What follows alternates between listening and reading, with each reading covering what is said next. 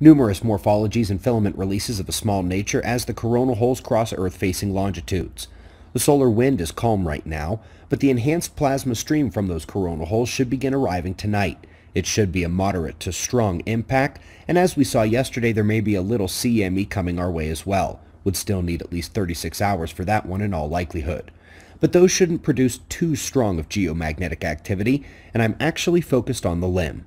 The Earth-facing spots are alone and simple, but the tiny signature you see at the side there, it's an active region that took an incredible surge in activity over the last 24 hours, and now it's coming in to face Earth. We'll be watching that one closely here this week.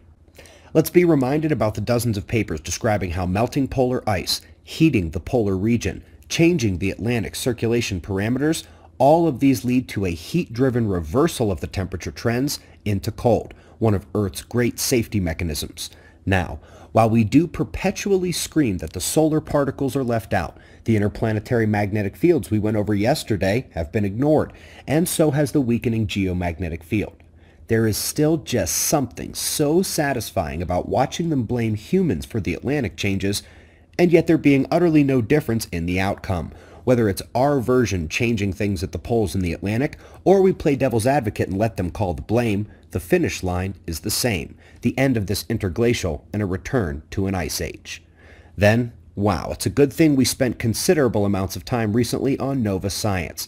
Those mass loss events we just recently discussed, the ridiculous name for stellar micronova, is now solidly the case at Betelgeuse.